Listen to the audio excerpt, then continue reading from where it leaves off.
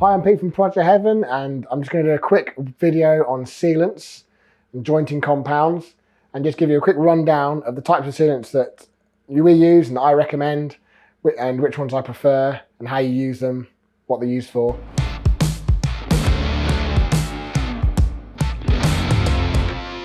Starting off at this end, we've got jointing compounds and gasket dressings. So these two here, these are shellac based. Wellseal, that's probably one of the favourite gasket dressings that we'll use. So with this stuff, it stays tacky like the whole time, but it's very, very runny.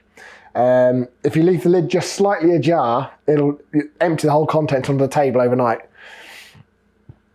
What we use this for is on gaskets that have got really good condition mating faces. So perhaps overdrive gaskets, there's really thin ones, or maybe even on a cork gasket, just to give it a little dressing there. So you get a really thin amount of it and smear it on with your finger, just an absolute fraction over the whole surface of the gasket, both sides, and it'll just help the gasket seal better. You can use it on head gaskets too, just as a dressing there.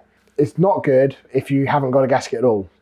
You can't use it in place of a gasket, and also it's not very good on, we've got heavily corroded areas like around water jackets, that sort of thing. You need to use a different type of sealant. But when everything's in good order, this is a good one to use. And this is quite a traditional sealant as well, that a lot of people used to use back in the day.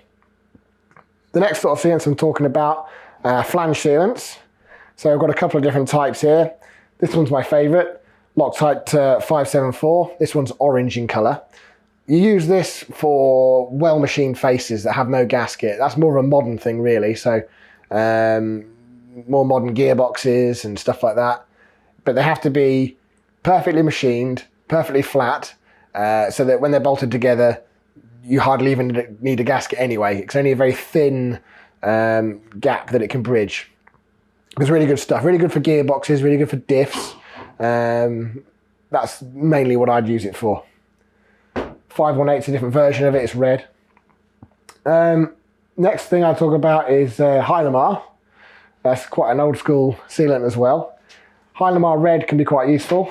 This one, because it's reasonably fuel resistant, but in my opinion, no sealant is really fuel resistant, to be honest. I've not found one that can really stop fuel. But if you're putting a fuel sender in with a gasket, you might want to put a thin smear of this on both sides. It'll certainly help. That's the main use for that one.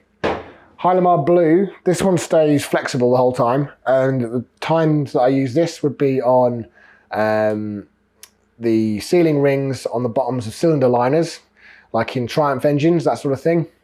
Put a smear of that on both sides of the copper ring before you assemble the liners into the block, and that way when you torque down later, because it doesn't really set, it'll squidge out and it won't give you a problem with liner protrusion.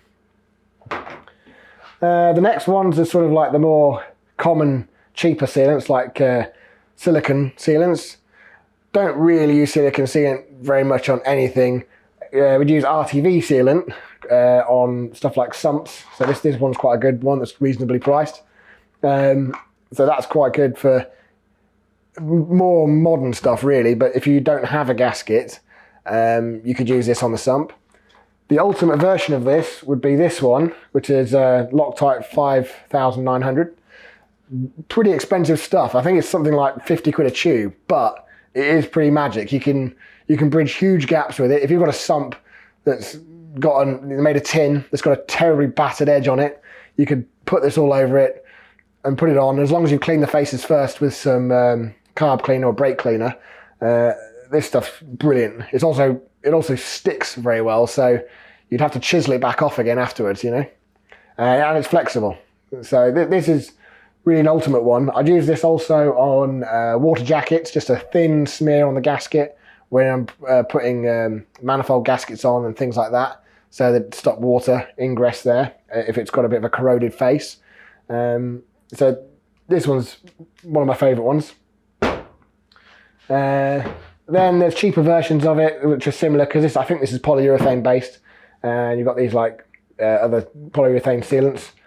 This polyurethane sealant is actually for bonding windows in. This is like for a modern windscreen. You you have to prime the windscreen first with a special primer, and you have to prime the aperture as well. That's really important, because if you just put this straight on, it won't bond properly and you will have a leaking windscreen, definitely. So that's really important. This tube's also now no good because it's been used for a job, and it sets with the presence of moisture. So the lid, the bottom here, is normally sealed with a little ring pull, and there's a little moisture absorbing P that sits in there.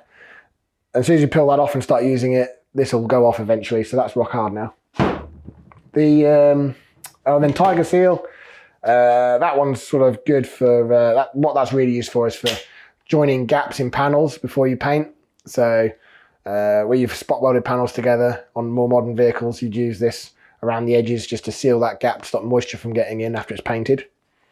And then the last one, exhaust jointing paste. This is really only for during assembly.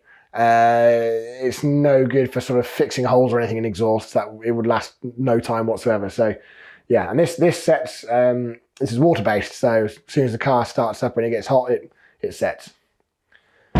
So yeah, so to summarise, the best ones to use, the ones we use most of the time, is the Wellseal, the Loctite 574, and the Loctite 5900.